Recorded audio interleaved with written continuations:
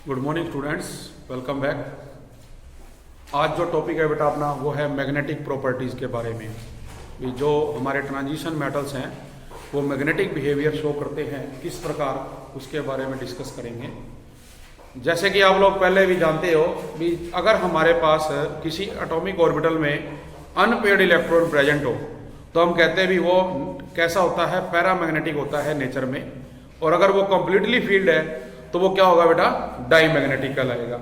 तो उसी तरह से ये बताते हैं भी the substances which contain some species, भी हमारे पास कुछ सब्सटेंस है जो कुछ स्पीसीज को कंटेन करते हैं। स्पीसीज में मतलब हम कहेंगे एटम है, आयन है, या आपके जो मॉलिक्यूल्स होते हैं विद अनपेयर्ड इलेक्ट्रॉन्स। जैसे अभी मैंने बताया स्टार्टिंग में भी जिसमें अनपेयर्ड इलेक्ट्रॉन होंगे देयर ऑर्बिटल में, वो क्या बिहेव करेगा, पैरामैग्नेटिक बिहेव करेगा।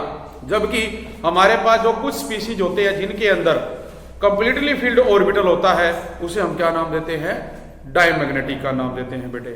तो जो ट्रांजिशन मेटल आयंस हैं जनरली कंटेन करते हैं, आपने देखा भी जो डी ऑर्बिटल है उसमें हम कहते हैं भी 1 से 9 इलेक्ट्रॉन होते हैं, और 1 से 9 है इसका मतलब इसमें अनपेयर्ड इलेक्ट्रॉन प्रेजेंट है, कोई भी फील्ड इलेक्ट्रॉन तो इसमें होगा ही नहीं। तो ये सभी कैसे होंगे नेचर में, पैरामैग्नेटिक होंगे। तो जो ट्रांजिशन मेटल आयंस है जनरली ये कंटेन करते हैं 1 और more unpaired electron in them and hence इनके जो कॉम्प्लेक्सेस हैं वो कैसे होते हैं बेटा, पैरामैग्नेटिक होते हैं नेचर के अंदर। और जो ये पैरामैग्नेटिक करैक्टर है ये इंक्रीज करता है with increase in number of unpaired electron. जैसे कि आप देखते हो भी अपने पास जो डी ऑर्बिटल है इसमें 5 सबसेल है, अपने पास ये 1 इलेक्ट्रॉन है, तो इसका जो पैरामैग्नेटिक करैक्टर है वो कम है। लेकिन जब वो कह रहे हैं ये अनपेयर्ड इलेक्ट्रॉन बढ़ेंगे, जो मैक्सिमम आपके पास कितने हो गए 5, तो जो पैरामैग्नेटिक करैक्टर वो क्या होगा, सबसे ज्यादा होगा। अब आप क्या करेंगे, इसको पेयर अप करने लग जाएंगे तो फिर से क्या है, जो अनपेयर्ड इलेक्ट्रॉन है वो कम हो जाएंगे, तो जो पैरामैग्नेटिक करैक्टर वो क्या होगा, डिक्रीज कर जाएगा। तो इसके बेस पे आप लोगों को एक टेबल दी हुई है बुक के अंदर, magnetic moments of some ionic species, जब वो इलेक्ट्रॉन लॉस कर देते हैं और आयनिक स्पीसीज बन जाते हैं, स्कैंडियम 3+, टाइटेनियम, वेनाडियम, क्रोमियम, तो इनके अंदर जो आउटर इलेक्ट्रॉनिक कॉन्फ़िगरेशन रहेगी, मतलब जो डी ऑर्बिटल है उसमें आप देखोगे भी 0, 1, 2 इस तरह से नंबर ऑफ अनपेयर्ड इलेक्ट्रॉन होंगे। तो सबसे ज्यादा किसमें होते हैं बेटे, मैग्नीज के अंदर होते हैं, Mn2+ में। तो यहां पर जो इसका मैग्नेटिक मोमेंट रहेगा एक तो होगा ऑब्जर्व्ड, और एक जब हम कैलकुलेट करते हैं उसमें बेटा जो वैल्यू आएगी, तो जो ऑब्जर्व्ड रहेगा मैग्नीज के लिए वो 5.96 है, जबकि कैलकुलेट इसका रहेगा 5.92। तो सबसे ज्यादा जो मैग्नेटिक मोमेंट है बेटा मैग्नीज का ही है, क्योंकि हमने अभी क्या कहा भी जिसमें सबसे ज्यादा अनपेयर्ड इलेक्ट्रॉन होंगे वो सबसे ज्यादा मैग्नेटिक बिहेवियर शो करेगा। तो मैग्नीज में आप देख रहे हो भी डी में 5 इलेक्ट्रॉन है, तो सबसे ज्यादा उसका क्या है, मैग्नेटिक बिहेवियर है। इसके लिए हम एक फार्मूला यूज करते हैं मैग्नेटिक बिहेवियर को कैलकुलेट करने के लिए, और वो क्या है बेटा, magnetic moment mu is equal to square root of n into n+2 into में bm। क्या फार्मूला यूज करोगे, जो मैग्नेटिक मोमेंट है म्यू ये है n into n+2 square root bm। bm stands for Bohr magneto moment. अब यहां पे जो n है बेटा ये क्या है, अनपेयर्ड इलेक्ट्रॉन्स। ये अब आप इसके अंदर फिल करते जाओगे, जो बोर मैग्नेटम की वैल्यू है जो आपको दी हुई आएगी उसके साथ उसको मल्टीप्लाई करोगे, जो स्क्वायर रूट के बाद वैल्यू आएगी, तो अपने पास जो मैग्नेटिक मोमेंट है वो कैलकुलेट होके आएगा जो कि अपने को दिया गया है। तो देखिए जो डी ऑर्बिटल है जिसमें अपने पास इलेक्ट्रॉन 0 होते हैं उसके लिए जो मैग्नेटिक मोमेंट है उसकी वैल्यू क्या होती है, 0। और इसी प्रकार से आप जिंक का एग्जांपल लेंगे जिसके अंदर हम देखते हैं डी के अंदर कितने इलेक्ट्रॉन होते हैं, 10 इलेक्ट्रॉन, जो कि कंप्लीटली फील्ड है, तो वहां पर भी जो मैग्नेटिक मोमेंट की वैल्यू वो क्या रहेगी, 0 रहेगी। तो आप देखें भी जो बोर मैग्नेटोन है उसकी जो वैल्यू अब लेंगे वो बेटा 9.27 इंटू 10 की पावर -24 एम्पियर मीटर स्क्वायर के बराबर होती है। भी जो ये तुम बोर मैग्नेटोन ले रहे हो ये 9.27 10 की पावर -24 एम्पियर मीटर स्क्वायर के बराबर होती है। इसको यहाँ जो वैल्यू आएगी उसके साथ हम क्या करेंगे, मल्टीप्लाई करेंगे, तो आपके पास जो मैग्नेटिक मोमेंट है वो बेटा कैलकुलेट होके आ जाएगा। ठीक है, तो ये याद रखना भी जो टोटल मैग्नेटिक मोमेंट है वो डिपेंड करता है किसके ऊपर बेटा, स्पिन मैग्नेटिक मोमेंट के ऊपर, एज वेल एज जो ऑर्बिटल मैग्नेटिक मोमेंट है। तो इसमें क्या होता है, जो स्पिन मैग्नेटिक मोमेंट है उसमें भी हम स्पिन पे डिपेंड करेंगे। तो जो हमारे पास कैलकुलेटेड वैल्यूज है मैग्नेटिक मोमेंट के लिए, उसमें जो कंट्रीब्यूशन होता है ऑर्बिटल का मैग्नेटिक मोमेंट का, वो डिपेंड करेगा इसके ऊपर, नंबर ऑफ अनपेड इलेक्ट्रॉन पे, जिसको हम क्या करते हैं, नेग्लेक्ट कर देते हैं। तो दैट्स व्हाई दे डिफर, ये स्लाइटली थोड़ा सा डिफरेंट होता है ऑब्जर्व वैल्यू से। तो जो हम ऑब्जर्व वैल्यू लेते हैं और जो कैलकुलेटेड वैल्यू लेते हैं, उन दोनों में क्या आएगा, डिफरेंस आ जाएगा, जो कि अपने पास ये पॉइंट रहेगा इसके अंदर। नेक्स्ट पॉइंट है बेटे आपका कैटालिटिक प्रॉपर्टीज। भी बहुत सी ऐसी केमिकल रिएक्शंस होती हैं जिसमें जो ट्रांजिशन मेटल आयन है इनका इस्तेमाल किया जाता है, किसके रूप में, कैटालिस्ट के रूप में। कैटालिस्ट आप लोगों को पता है भी किसी भी केमिकल रिएक्शन की जो स्पीड है उसको तेज करने के लिए यूज किया जाता है। तो बहुत सारे ट्रांजिशन मेटल्स हैं और उनके जो कंपाउंड्स हैं are known to act as a catalyst, जो कैटालिस्ट के रूप में एक्ट किए जाते हैं।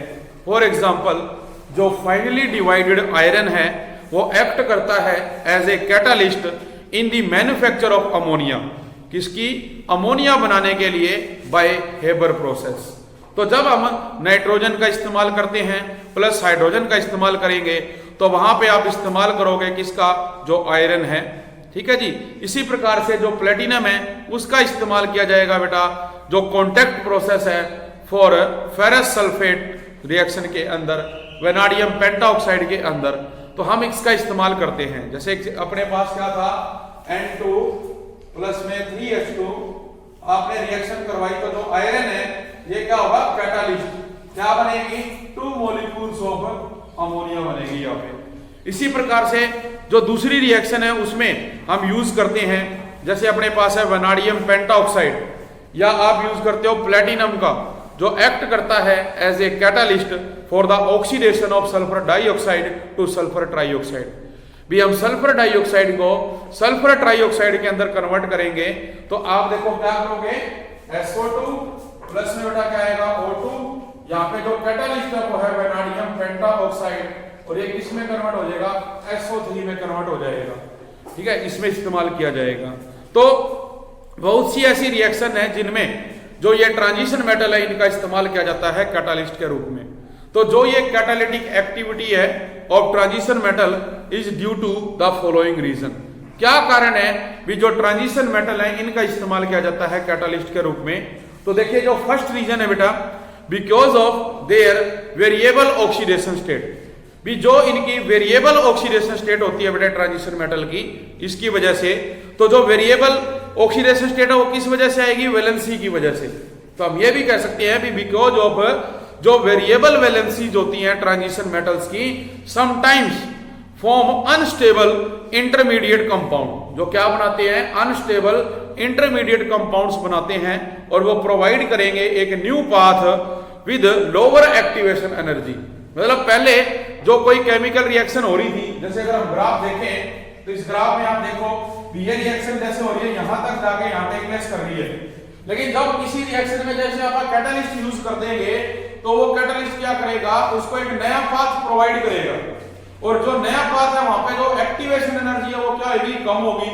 तो जो रिएक्शन पहले यहाँ पे हो रही थी वो इस पाथ से टेक प्लेस करेगी और पहले ही वो समय में क्या होगी, कंप्लीट हो जाएगी। तो एक तो रीजन इसमें ये रहेगा। ठीक है। दूसरा बेटे जो कैटालिटिक एक्शन होता है यहाँ पे during the conversion of one atom to another atom, उसके अंदर जो इसका इस्तेमाल किया जाता है वो वेरिएबल वैलेंसीज के कारण होता है। तो आपने एग्जांपल देखा, सल्फर डाइऑक्साइड को ऑक्सीजन के साथ रिएक्ट करवाया in the presence of vanadium pentoxide, ये सल्फर ट्राइऑक्साइड में कन्वर्ट होगा। सेकंड जो रीजन रहेगा भी इन सम केसेस जो ट्रांजिशन मेटल्स हैं वो प्रोवाइड करती हैं एक suitable surface for the reaction to take place. भी ये सरफेस प्रोवाइड करवाएंगी जो ट्रांजिशन मेटल है किसी भी केमिकल रिएक्शन को टेक प्लेस करवाने के लिए। तो जो रिएक्टेंट्स हैं are adsorb on the surface of catalyst, तो वो जो रिएक्टेंट है कैटालिस्ट का जो सरफेस है उसके ऊपर एडजॉर्ब हो जाती है, जबकि जो रिएक्शन है वो टेक प्लेस करेगी, अकर्स होगी। तो ये जो एडजॉर्प्शन है बेटा, जैसे कि हमने सरफेस केमिस्ट्री में भी पढ़ा था भी, अगर सरफेस एरिया ज्यादा हो तो जो एडजॉर्प्शन है वो ज्यादा रेट से होती है। और वही बात इसके अंदर अपने को ये बता रहे हैं भी जो एडजॉर्प्शन है वो क्या करेगी, इंक्रीज करेगी concentration of reactant at the surface and weak the bond. जो बॉन्ड बना हुआ है उसके अंदर उसको बॉन्ड को क्या करेगी, वो वीक बनाएगी, जिससे जो केमिकल रिएक्शन है वो क्या होगी, बहुत फास्ट होगी। तो ये हमारा सेकंड पॉइंट है। तो इन दो पॉइंट के कारण हम ये बताते हैं कि जो ट्रांजिशन मेटल है वो कैटालिटिक प्रॉपर्टी शो करते हैं, कैटालिस्ट के रूप में यूज होते हैं। थर्ड पॉइंट आता है इंटरस्टिशियल कंपाउंड्स। जो इंटरस्टिशियल कंपाउंड्स है उसके रूप में भी इनका इस्तेमाल किया जाता है। जैसे हमने सॉलिड स्टेट वाले चैप्टर में पढ़ा था भी जो इंटरस्टिशियल कंपाउंड्स है, जो हमारे पास स्पेस लैटिस है उसमें जो बीच में स्पेस है उस जगह को, उस स्पेस को हम फिल करने के लिए कोई मेटल उसके अंदर फिल करवा देते हैं। तो उस जगह को वो जब ऑक्यूपाई करता है, या ये कहते हैं भी कोई भी कटायन या अनायन जब अपनी जगह से जाता है और वो उसके अंदर ही किसी दूसरी जगह को ऑक्यूपाई कर लेता है, तो वो क्या कहलाता है, इंटरस्टिशियल स्पेस कहलाता है।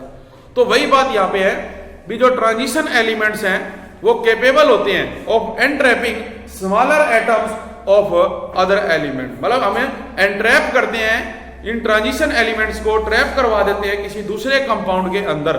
जैसे कि एग्जांपल है hydrogen, carbon and nitrogen in the interstitial sites in their crystal lattice. तो दीज जो ये ट्रैप्ड बेटा एटम्स हैं get bonded to the atoms of transition element. ये ट्रांजिशन एलिमेंट्स के साथ क्या होते हैं, बॉन्डेड हो जाते हैं, और जब बॉन्ड बनेगा उसकी वजह से जो प्रेजेंस ऑफ दीज एटम है results in decrease in malleability and ductility of the metal. तो जो उसकी मेलेबिलिटी होती है और जो डक्टाइलिटी उसको ये डिक्रीज कर देगा, बट जो इंक्रीज देयर टेंसाइल स्ट्रेंथ, जो टेंसाइल स्ट्रेंथ है उसको बेटा ये क्या करेगा, इंक्रीज करेगा। क्यों? क्योंकि हमने उसके अंदर जो है दूसरे सब्सटेंस को एंट्रैप करवा दिया, जिससे जो उसकी स्ट्रेंथ है वो क्या होगी, इंक्रीज हो जाएगी। फॉर एग्जाम्पल गोल्ड है जो, उसके लिए बेटे जो ज्वेलरी बनाई जाती है कभी भी प्योर गोल्ड का यूज नहीं किया जाता। उसमें हम क्या करते हैं, एक दूसरे कंपाउंड जो है उसकी इंप्योरिटी ऐड करते हैं, जिससे उसकी जो टेंसाइल स्ट्रेंथ है वो स्ट्रांग हो जाती है और वो टूटता नहीं है। तो इस बेस पे कहते हैं भी जो ये इंटरस्टिशियल कंपाउंड्स हैं आर जनरली नॉन स्टोकियोमेट्री। ये टॉपिक भी हमने किया था फर्स्ट चैप्टर में, स्टोकियोमेट्री और नॉन स्टोकियोमेट्री कौन से होते हैं। तो उसके बेस पे बताते हैं भी नाइदर टिपिकली आयनिक और नॉर कोवलेंट।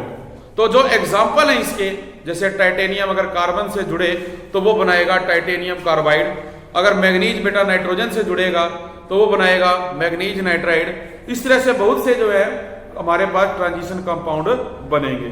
तो जो मेन फिजिकल एंड जो केमिकल कैरेक्टरिस्टिक्स है इनकी वो क्या रहेगी, नंबर 1 भी जो melting point of these compound है वो बेटा हायर होगा than those of the pure metals. किससे, जो प्योर मेटल्स हैं। दूसरा, these compounds are very hard. ये कंपाउंड क्या है, जब हम इसमें ऐड कर रहे हैं, देखो इंटरस्टिशियल कंपाउंड बनते हैं ये, तो ये क्या होते हैं, नेचर में हार्ड होंगे। सम बोराइड्स, जैसे कि हम एग्जांपल ले लें, आर हार्ड एज डायमंड। जैसे डायमंड होता है हार्ड, उसी तरह से ये जो बोराइड्स होते हैं ये भी क्या माने जाते हैं, हार्ड माने जाते हैं। नेक्स्ट पॉइंट है दे रिटेन मेटालिक कंडक्टिविटी, भी ये अपनी जो मेटालिक कंडक्टिविटी है उसको बनाए रखते हैं। और लास्ट पॉइंट है बेटा they are chemically much less reactive than pure metals. भी प्योर मेटल से ये बहुत कम जो है रिएक्टिव होते हैं, इसलिए हम इनको ऑलमोस्ट क्या कहेंगे, इनर्ट है। लास्ट पॉइंट अब बेटा जो आपने करना है वो है फॉर्मेशन ऑफ अलॉयज। भी जो ट्रांजिशन मेटल हैं इनका इस्तेमाल जो अलॉय है वो बनाने में किया जाता है। जो डी ब्लॉक एलिमेंट्स है have some similar atomic size, इनका जो एटॉमिक साइज है वो सिमिलर होता है। Therefore these elements can mutually substitute their positions in the crystal lattice. ये आसानी से जो है जो क्रिस्टल लैटिस है उसके अंदर अपनी जो पोजीशन है उसको सब्स्टिट्यूट कर लेते हैं। तो जो अलॉयज हैं जो हम फॉर्म कर रहे हैं, the alloys so formed are relatively hard, ये बेटे हार्ड होती है and possess higher melting point. इनका जो मेल्टिंग पॉइंट है वो क्या होता है, हाई होता है। जैसे क्रोमियम है, वेनाडियम है, टंगस्टन, मोलिब्डेनम, ये सभी क्या होंगे, हार्ड होंगे। आप लोग जानते हैं भी जो ब्रास है, ब्रोंज है, इनको भी बेटे क्या है, अलॉयज कहा जाता है। और जितने भी हमारे पास क्या ट्रांजिशन मेटल्स हैं विद नॉन ट्रांजिशन मेटल के साथ मिक्स करते हैं, जैसे सच एज ब्रास, इसमें कॉपर और जिंक है। इसी तरह ब्रॉन्ज, इसमें आप कॉपर और टिन का इस्तेमाल करोगे, जिसकी आप देखते हो बहुत जो इंपॉर्टेंस है हमारे पास इंडस्ट्रियल पर्पज के अंदर। तो इसलिए इसको क्या कहा जाता है, अलॉयज फॉर्मेशन कहा जाता है। अब हम देखें भी अपने को बेटा जो क्वेश्चन आते हैं, जैसे आप ये देखिए भी ये हमारे पास क्या थे, डी ब्लॉक एलिमेंट्स थे। अब इनके बेस पे जो क्वेश्चन आएंगे अपने पास, वो क्वेश्चन क्या है, जैसे आपको बताया भी explain why scandium 3+ salts are diamagnetic. भी जो स्कैंडियम 3+ है ये सभी क्या होते हैं, डायमैग्नेटिक होते हैं नेचर में। तो इसका कारण भी जब अपने आउटर मोस्ट सेल से ये इलेक्ट्रॉन लॉस करेगा तो अपने पास ये नोबल गैस बना देगा। इसलिए हम क्या करें भी जो अपने पास जब अनपेड इलेक्ट्रॉन प्रेजेंट नहीं है तो वो क्या होगा, नेचर में डायमैग्नेटिक होगा। इसी प्रकार से और भी क्वेश्चन बेटे आपके पास आते हैं, जैसे कि क्वेश्चन है भी explain why +4 oxidation state is more stable for platinum than nickel whereas +2 state is more stable for nickel than platinum. भी हमारे पास जो +4 ऑक्सीडेशन स्टेट है किसकी, प्लेटिनम की, वो निकल से ज्यादा स्टेबल मानी जाती है, जबकि जो +2 स्टेट है निकल की वो प्लेटिनम से ज्यादा मानी जाती है। जैसे कि हमने टॉपिक में भी किया, कारण उसका क्या था, जो सम ऑफ आयोनाइजेशन एंथैल्पी है फर्स्ट 2 और 4 का। तो हमने जब सेकंड आयोनाइजेशन एंथैल्पी का सम देखते हो फर्स्ट और सेकंड का, तो आप देखते हो भी जो हमारे पास 4 ऑक्सीडेशन स्टेट है उसकी वैल्यू कम आती है। ठीक है भी निकल और प्लेटिनम में जब 4th ऑक्सीडेशन स्टेट आप लेते हो तो वहां वैल्यू कम है, जबकि आप देखोगे कि इसके अंदर जो नेक्स्ट पार्ट अपना उसमें जो +2 वाली में वहां पे किसकी वैल्यू कम होती है, निकल की। तो इसका जो रीजन देखो रहेगा भी जो सम ऑफ फर्स्ट 4 आयोनाइजेशन एंथैल्पी वो लेस है फॉर प्लेटिनम के लिए देन निकल, वेरे जो सम ऑफ फर्स्ट 2 आयोनाइजेशन एंथैल्पी है वो लेस होती है किसकी, निकल की देन प्लेटिनम। इसलिए हम क्या कहते हैं भी जो प्लेटिनम 4 है वो मोर स्टेबल होगा देन निकल 4, वेरे जो निकल 2 है बेटा वो मोर स्टेबल होगा देन प्लेटिनम 2। तो इस प्रकार से जो ये रीजन बेस्ड क्वेश्चन है आपसे पूछे जाएंगे। नेक्स्ट बेटा जो अपने पास आता है वो है some important compounds of transition elements. Next देखो बेटा, जैसे सम इंपॉर्टेंट कंपाउंड्स में अपने को कुछ एलिमेंट्स के इनके जो कंपाउंड दे रखे हैं, बट न्यू सिलेबस के अकॉर्डिंग जो पोटाशियम डाइक्रोमेट है और पोटाशियम परमैंगनेट उसको काट दिया गया है। इसके अलावा जो अपने पास है छोटा सा टॉपिक है oxide and oxo अनायन of metals.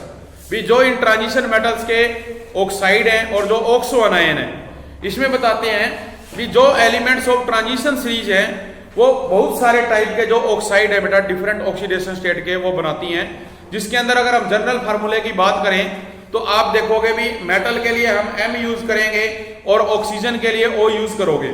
तो यहाँ पे एक तो सिंपल, जैसे आप देखो भी जो आपके पास कंपाउंड बनेगा मेटल ऑक्साइड MO, फिर बनेगा मेटल डाइऑक्साइड MO2, इसी तरह मेटल ट्राइऑक्साइड MO3।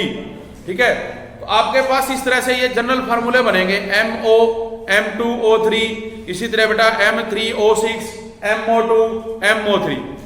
और ये जो ऑक्साइड है generally formed by heating the metal with oxygen at high temperature. और ये कैसे बनाए जाते हैं, जब हम ट्रांजिशन मेटल्स को हाई टेम्परेचर पे ऑक्सीजन के साथ हीट करेंगे। तो अपने को बेटा टेबल दी हुई है, इस टेबल के अंदर जो ऑक्साइड है फर्स्ट रो ट्रांजिशन एलिमेंट्स के, भी जो फर्स्ट रो ट्रांजिशन एलिमेंट है आपके पास वो कौन कौन से हैं देखो, जैसे कि उसके अंदर आते हैं जो वो है बेटा देखो scandium, titanium, vanadium, chromium, manganese, iron, cobalt, निकल, कॉपर, जिंक। अगर इनकी ऑक्साइड्स की बात की जाए तो जैसे स्कैंडियम क्या बनाता है आपका, ये बनाएगा SC2O3। देखो हमने क्या बात करी भी metal oxide MO MO2 MO3 M2O3 M3O6। तो इस टाइप के क्या बनेंगे, मेटल ऑक्साइड बनेंगे आपके। तो यहाँ पे जैसे स्कैंडियम ने क्या किया, देखो Sc2O3 ये टाइप का बनाया। इसी तरह से अपने पास क्या आएगा, अगर टाइटेनियम की बात की जाए तो ये TiO बनाएगा। नेक्स्ट इसी तरह Ti2O3 TiO2, ये इसके अंदर क्या कर रहे हैं, ये ऑक्साइड बना रहे हैं। सेम इसी तरह से आप लोग देखेंगे भी जो अपने पास क्या है वेनाडियम है बेटा, वो भी क्या करेगा, वेनाडियम ऑक्साइड V2O3 VO2 और V2O5 इस तरह के कंपाउंड फॉर्मेशन करता है। तो जितने भी आप देखेंगे भी जो अपने फर्स्ट ट्रांजिशन एलिमेंट है ऑक्सीजन के साथ जुड़ के वो क्या कर रहे हैं, कंपाउंड्स बना रहे हैं। ठीक है, लेकिन इसमें ये याद रखना भी जो स्टेबल ऑक्साइड्स है have been indicated by bold letter, मतलब जो स्टेबल होती है कुछ कंपाउंड, और वो कौन से हैं, जो M2O3 है, इस टाइप के जो कंपाउंड बनेंगे वो स्टेबल ऑक्सीडेशन स्टेट के होते हैं। ठीक है, इसके अलावा जो एसिडिक, बेसिक और एम्फोटेरिक नेचर होते हैं, आपको पता है भी पीरियोडिक टेबल में जाते हैं तो जो लेफ्ट हैंड साइड में है बेटा वो क्या आएंगे, बेसिक, जो राइट हैंड साइड में है ये क्या आएंगे, एसिडिक, जबकि जो बीच में है उनको हम क्या कहते हैं, एम्फोटेरिक। मींस जो एसिडिक और बेसिक दोनों टाइप के बेटा क्या करता है, ऑक्साइड फॉर्म करता है। ठीक है, तो ये हमारे पास जो ऑक्साइड था उसके बारे में था, इस लोग को आप लोगों ने पढ़ना है। तो हमें ये पता है भी जो बेसिक करैक्टर है जब हम लेफ्ट से राइट जाएंगे तो डिक्रीज करता है, मतलब पीरियोडिक टेबल में जब लेफ्ट से राइट जाते हो तो बेसिक करैक्टर डिक्रीज करता है, जबकि जो एसिडिक करैक्टर है वो क्या करता है बेटा, इंक्रीज करता है। ठीक है, तो इस चीज को आप लोगों ने करना। आज के लिए इतना ही, थैंक यू वेरी मच।